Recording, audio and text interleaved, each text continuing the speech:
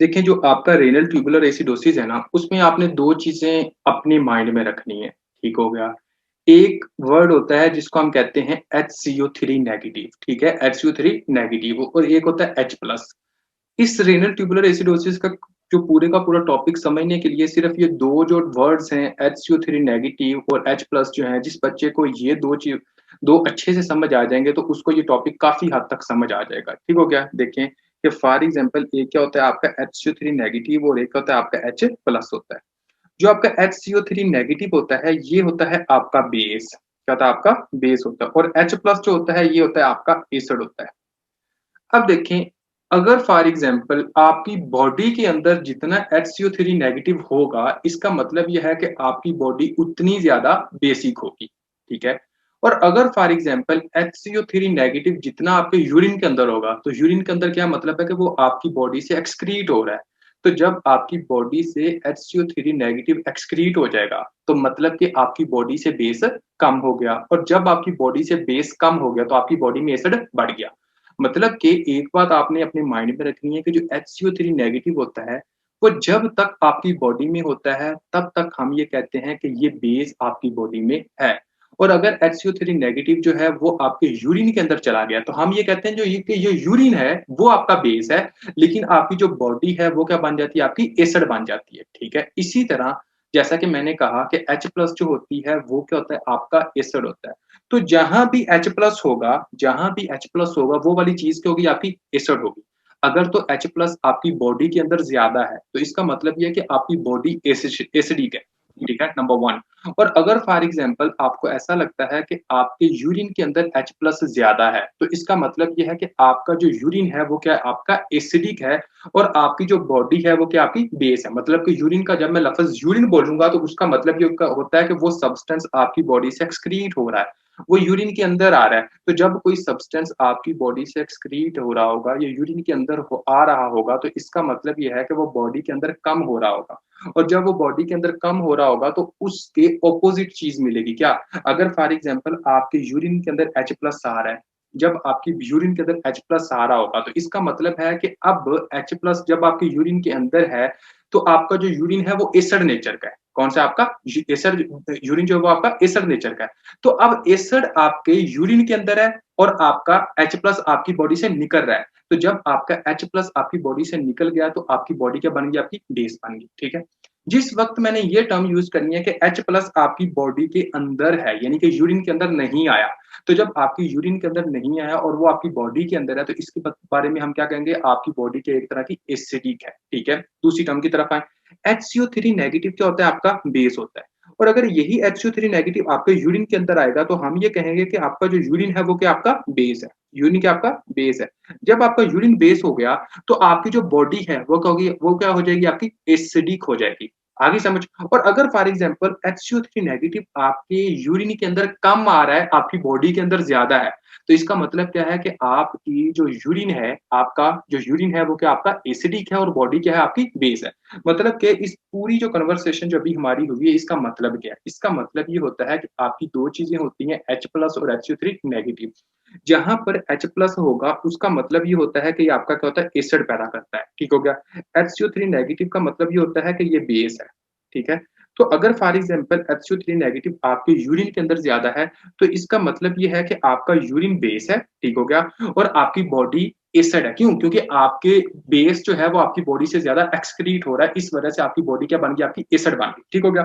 H plus क्या होता है? आपका एसिड होता है, ठीक है? अगर फॉर एग्ज़ाम्पल H प्लस आपके यूरिन के अंदर ज़्यादा आ रहा है, तो इसका मतलब ये है कि एसिड आपकी बॉडी से निकल रहा है, यानी कि यूरिन के थ्रू निकल रहा है और जब एसिड आपकी बॉडी से निकल रहा होगा, तो इसका मतलब ये होगा कि आपकी बॉडी जो है वो क्या आपकी बेस हो गई।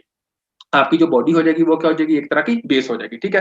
तो अभी हम रेनल ट्यूबुलर एसिडोसिस को थोड़ा और डिटेल के अंदर डिस्कस करते हैं। इसकी बेसिकली होती हैं कुछ टाइप्स, क्या होती है इसकी कुछ होती हैं टाइप्स होती हैं, ठीक है? इसकी बेसिकली 3 टाइप्स होती हैं, renal tubular acidosis type 1, renal tubular acidosis type 2 और रेनल ट्यूबुलर एसिडोसिस टाइप 4।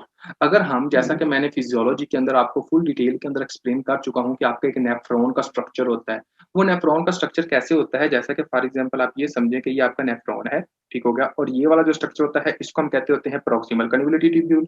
इस तरह जो नीचे की तरफ स्ट्रक्चर आता है इसको हम कहते हैं डिसेंडिंग लूप ऑफ हेनले और इस तरह जो ऊपर की तरफ जाता है इसको हम कहते होते हैं आपका असेंडिंग लूप ऑफ हेनले और ये वाला जो स्ट्रक्चर आता है इसको हम कहते हैं डिस्टल कन्वोल्यूटेड ट्यूब और नीचे वाला जो होता है इसको हम कहते हैं कलेक्टिंग डक्ट, ठीक है? और इसके बाद यूरिन इधर आता है। बात करने का मकसद क्या है कि ये वाला जो स्ट्रक्चर आता है इसको हम कहते हैं प्रोक्सिमल क्या होता है आपका प्रॉक्सिमल कन्वोल्यूटेड ट्यूब्यूल्स। ये वाला जो स्ट्रक्चर आता है इसको हम कहते होते हैं डीसीटी, क्या होता है आपका डिस्टल कन्वोल्यूटेड ट्यूब्यूल्स। और ये वाला जो स्ट्रक्चर होता है इसको हम कहते हैं कलेक्टिंग डक्ट, क्या कहते हैं आपका कलेक्टिंग डक्ट। और ये वाला जो स्ट्रक्चर आता है ये वाला, ये बेसिकली स्ट्रक्चर आपके लूप ऑफ हेनले को शो करता है। किसको शो करता है? आपके लूप ऑफ हेनले को शो करता है। अगर तो ये नीचे की तरफ जा रहा है तो इसको हम कहेंगे डिसेंडिंग लूप ऑफ हेनले और जब ये ऊपर की तरफ जाएगा तो इसको हम कहेंगे असेंडिंग लूप ऑफ हेनले। लेकिन जब हम रेनल ट्यूबुलर एसिडोसिस की बात करते हैं ना तो रेनल ट्यूबुलर एसिडोसिस में आपने लूप ऑफ हेनले को बिल्कुल निकाल देना है। मतलब कि रेनल ट्यूबुलर एसिडोसिस कभी भी आपके लूप ऑफ हेनले की वजह से नहीं होता। तो जब आपके लूप ऑफ हेनले की वजह से नहीं होता तो हम ये मुकम्मल तौर पर ये हिस्सा क्या कर देंगे, ये कट कर देंगे। क्या कर देंगे? आपका कट कर देंगे। तो सबसे पहले हम देखते हैं कि किस-किस जगह पर होता है। एक आपकी प्रॉक्सिमल कन्वोल्यूटेड ट्यूब्यूल्स पर होता है, एक आपका डीसीटी पर होता है और एक आपका कलेक्टिंग डक्ट पर होता है। सबसे पहले रेनल ट्यूबुलर एसिडोसिस के हम वो टाइप डिस्कस करेंगे जो कि आपके प्रॉक्सिमल कन्वोल्यूटेड ट्यूब्यूल्स पर होती है, ठीक है? अब मेरी बात को थोड़ा-सा आप लोगों ने गौर करना है। देखें, फॉर एग्जांपल ये आपका क्या था, एक तरह का ग्लोमेरुलस था, ये इस तरह का। अब ये वाला स्ट्रक्चर आप इतना ज़ूम करेंगे और इस स्ट्रक्चर को मैं इधर जो पीसीटी है, जो प्रॉक्सिमल कन्वोल्यूटेड ट्यूब्यूल्स हैं, उसको मैं इस तरह इतनी जगह पर लिख देता हूँ। मतलब कि ये वाला स्ट्रक्चर मैं इस तरह कर देता हूँ कि ये पीसीटी है, ठीक है? अब देखें, आप लोगों को पता है कि आपके किडनी की तरफ ब्लड आता है, आपके किडनी की तरफ ब्लड आता है। जब आपके किडनी की तरफ ब्लड आता है, यहाँ पर आपकी कैपिलरीज़ होती हैं जिसको हम कहते होते हैं ग्लोमेरुलस, जो कि हम फुल डिटेल में डिस्कस कर चुके हैं फिजियोलॉजी के अंदर। आपकी इस तरह एफरेंट आर्टरियोल्स आती हैं और यहाँ पर आपके ग्लोमेरुलस की तरफ आया ब्लड और उसके बाद जो ब्लड आता है वो कहाँ आता है? आपकी इस जगह पर, यानी कि किडनी के ट्यूब्यूल्स पर आती है। अब सबसे पहले वो कहाँ आता है? आपके प्रॉक्सिमल कन्वोल्यूटेड ट्यूब्यूल्स पर आता है। कहाँ पर आता है? आपका पीसीटी पर आता है। तो यहाँ पर पीसीटी पर जब सबसे पहले जो आएगा फ्लूइड जो कि फिल्टर होकर आएगा, इसका काम क्या होता है? अब हम इसको देख लेते हैं। देखिए, जैसे ये फ्लूइड आपका फिल्टर होकर इधर आता है, जैसे ही आपका जो फ्लूइड होता है वो फिल्टर होकर इधर आता है, तो इसके अंदर क्या-क्या चीज़ें होती हैं? इसके अंदर होती हैं जनाब आपका HCO3 नेगेटिव।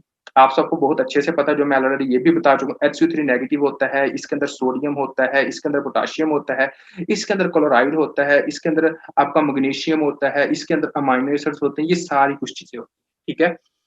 अब इस बात को आप लोगों ने गौर करना है। अगर for example proximal convoluted tubules पर आपका इश्यू बन जाए, ये पीसीटी पर इश्यू बन जाए, ठीक है? जब इस पीसीटी पर इश्यू हो जाएगा, तो मुझे अब आप लोगों ने एक बात बतानी है, क्या आपका HCO3 नेगेटिव जो होगा वो आपका रीअब्सॉर्ब होकर, आपको पता है कि इसके साथ क्या चल रहा होता है? आपका ब्लड चल रहा होता है। क्या चल रहा है? आपका ब्लड चल रहा होता है। और जो किडनी की ट्यूब्यूल्स हैं, वो आपका सारे का सारा क्या बनता है? आपका यूरिन बनता है। यानी कि इस ट्यूब्यूल से फिर क्या बनता है? आपका यूरिन बनता है, ठीक है? अब आपने थोड़ा-सा सोचना है, आपका ये HCO3 नेगेटिव क्या काम करता था? HCO3 नेगेटिव ये जो होता था, ये नॉर्मल बंदे के अंदर यहाँ से रीअब्सॉर्ब होता था और ये कहाँ जाता था? आपके ब्लड के अंदर जाता था, ठीक है? जस्ट इमेजिन करें, अगर फॉर एग्जांपल पीसीटी के अंदर इश्यू हो जाता है, जब आपके पीसीटी के अंदर इश्यू होगा, तो क्या HCO3 नेगेटिव जो होगा वो रीअब्सॉर्ब होगा? पहले तो मुझे ये बताएं, शाबाश। क्या आपका HCO3 नेगेटिव जो होगा वो आपका रीअब्सॉर्ब हो सकेगा? नहीं हो सकेगा, गुड हो गया। जब आपका HCO3 नेगेटिव रीअब्सॉर्ब नहीं हो रहा, तो ये वाला जो HCO3 नेगेटिव होगा, क्या वो आपका यूरिन के अंदर नहीं आएगा एक तरह का? HCO3 नेगेटिव जो होगा वो आपका यूरिन के अंदर नहीं आएगा। तो आपने कहना है कि HCO3 नेगेटिव कहाँ आना शुरू हो जाएगा? आपका यूरिन के अंदर आना शुरू हो जाएगा, ठीक है? अब देखें, जब आपका HCO3 नेगेटिव यूरिन के अंदर आ रहा है, नंबर 1, नंबर 2 आपने मेनली आप देखना है कि पोटेशियम फॉर एग्जांपल जो पोटेशियम है, आपने मुझे एक बात बतानी है कि जो पोटेशियम साहब है, क्या वो इधर से रीअब्सॉर्ब होंगे फिर? पोटेशियम रीअब्सॉर्ब होंगे? वो भी रीअब्सॉर्ब नहीं होगा। तो जब पोटेशियम भी रीअब्सॉर्ब नहीं होगा, आपका HCO3 नेगेटिव भी रीअब्सॉर्ब नहीं होगा, तो इसके नतीजे में क्या होता है? इसके नतीजे में ये होता है कि जनाब आप लोगों का एक तरह का ये दोनों जो चीज़ें होती हैं, ये कहाँ जाती हैं? आपके यूरिन के अंदर जाना शुरू हो जाती हैं, ठीक है? अब मुझे आपने एक बात बतानी है, जब आपका HCO3 नेगेटिव यूरिन के अंदर जा रहा है, तो HCO3 नेगेटिव आपका एसिड है या बेस है? शाबाश! आपका एसिड है या बेस है? HCO3 negative. HCO3 नेगेटिव यानी क्या है? वो क्या आपका बेस है। तो अब मुझे आप लोगों ने बताना है कि जो आपका यूरिन होगा वो बेस होगा या एसिड होगा?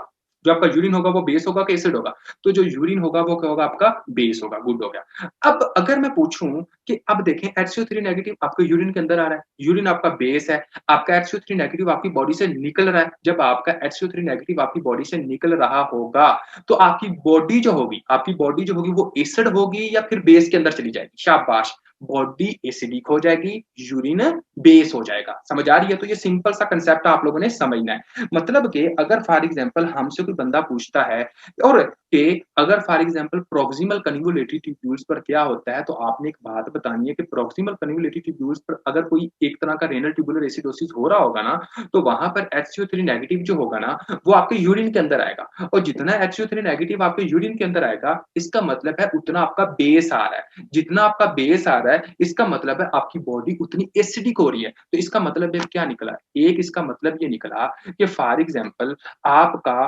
वो हिस्सा जो उसमें जनाब प्रॉक्सिमल कन्वोल्यूटिव ट्यूब्यूल्स इन्वॉल्व्स होती हैं, उसमें आपका जो यूरिन होगा वो क्या होगा आपका? जो यूरिन होगा वो क्या होगा आपका? बेस होगा स्टार्टिंग में, बेस होगा। समझ आ रही है? यूरिन क्या होगा वो आपका बेस होगा। ठीक है? नंबर 1 आपने बात करनी है। उसके बाद आपने कहना है कि जो पोटेशियम होगा, पोटेशियम आपका क्या होगा? इसका लेवल आपके ब्लड के अंदर कम होगा। पोटेशियम का लेवल आपके ब्लड के अंदर कम होगा। क्यों? क्योंकि भाई ये जो पोटेशियम है वो आपके यूरिन के अंदर जा रहा है। जब पोटेशियम आपके यूरिन के अंदर जा रहा है तो बॉडी के अंदर तो कम हो रहा है ना। अब देखें, इस बात को थोड़ा-सा कंसेप्ट कीजिएगा और आपने अभी आपकी रेनल फिजियोलॉजी की जो मैं नेफ्रॉन का मैंने पढ़ाया था टॉपिक, उसकी तरफ थोड़ा-सा आइएगा। देखें, मैंने आप लोगों को एक बात बताई थी, जब आपकी बॉडी के अंदर मेटाबॉलिक एसिडोसिस होना शुरू हो जाता है, तो आपकी डिस्टल कन्वोल्यूटिव आपकी सॉरी कोलेक्टिंग डक्ट्स के ऊपर आपके अल्फा इंटरकलेटेड सेल्स होते हैं, जो कि आपकी बॉडी से एसिड को कम करने के लिए H+ को बाहर फेंकते हैं। मैंने पढ़ाया था कि नहीं पढ़ाया था? थोड़ा सोच के बताएँ, शाबाश। जो मैंने कहा था कि फॉर एग्जांपल ये प्रॉक्सिमल कन्वोल्यूटिव ट्यूब्यूल्स हैं, समझ आ रही है? फॉर एग्जांपल मैंने ये कहा था कि देखें, अब आपकी बॉडी के अंदर एसिड हो गया ज़्यादा। जब आपके यूरिन के अंदर बेस आया, जैसे आपकी यूरिन के अंदर बेस आता है, तो आपकी बॉडी के अंदर एसिड ज़्यादा हो जाता है। जैसे आपकी बॉडी के अंदर एसिड ज़्यादा होता है ना, तो ये जो मैंने जो ट्यूब्यूल्स यहाँ पर ग्राई बनाई थी, ये वाला जो हिस्सा होता है ना डीसीटी, ये जो डीसीटी होता है, समझ आ रही है? ये डीसीटी एक काम करता है। ये डीसीटी क्या काम करता है? ये एक बहुत ही प्यारा-सा काम करता है। ये इस तरह का काम करता है कि ये जनाब डीसीटी आपके H+ को बाहर फेंकता है। क्या करता है? आपके H+ को बाहर फेंकता है through the alpha intercalated cells. Through the alpha intercalated cells. आपने कहना है अल्फा इंटरकलेटेड सेल्स होते हैं, उसकी मदद से H+ को आपके कहाँ फेंकता है? आपके यूरिन के अंदर फेंकता है। तो मुझे अब आप लोगों ने बताना है, जब आपका H+ आपके यूरिन के अंदर आना शुरू हो जाएगा, तो अब आपका जो यूरिन होगा वो एसिड होगा या बेस होगा? शाबाश! जो आपका यूरिन होगा, वो आपका एसिड होगा या बेस होगा? वो आपका क्या हो जाएगा? एक तरह का एसिडिक होना शुरू हो जाएगा। तो अगर हमसे कोई बंदा पूछता है और ऐसी ऐसी कंडीशंस को क्या कहते होते हैं? ऐसा जो पॉइंट्स होता है, उसको हम क्या कहते होते हैं? मतलब कि वो कंडीशंस जिसमें जनाब आपका ये सारा कुछ प्रोसेस हो रहा, उस ट्यूबुलर एसिडोसिस को हम ये कहते होते हैं कि टाइप 2 रेनल ट्यूबुलर एसिडोसिस। कौन-सी होती है आपकी? Type 2 renal tubular acidosis. तो अगर फॉर एग्जांपल कोई बंदा आपसे renal type 2 renal tubular acidosis के बारे में पूछता है, तो आप क्या बताओगे? देखें, आपने ये कहना है कि जो टाइप 2 रेनल ट्यूबुलर एसिडोसिस होती है, अभी मैं बता दूँ, टाइप 2 रेनल ट्यूबुलर एसिडोसिस, उसके अंदर क्या होता है? आपने कहना है कि सबसे पहले उसके अंदर पीसीटी इन्वॉल्व होता है। जब आपका पीसीटी इन्वॉल्व होता है, तो आप लोगों ने ये बात करनी है कि HCO3 नेगेटिव आपका रीअब्सॉर्ब नहीं होता पीसीटी से। जब आपका HCO3 नेगेटिव पीसीटी से रीअब्सॉर्ब नहीं होता, तो वो आपका ब्लड के अंदर नहीं जाता। जब वो आपका ब्लड के अंदर नहीं जाता, तो HCO3 नेगेटिव अब कहाँ जाएगा? आपके यूरिन के अंदर जाएगा। जब आपका HCO3 नेगेटिव आपका यूरिन के अंदर जा रहा है, तो हम कहते थे कि जितना HCO3 नेगेटिव आपका किस जगह पर होगा, उतना वो हिस्सा बेस होगा। अब ये यूरिन के अंदर जा रहा है, तो यूरिन क्या बन गया? आपका बेस बन गया। मतलब कि आपने ये कहना है नंबर 1 कि आपका मतलब कि यूरिन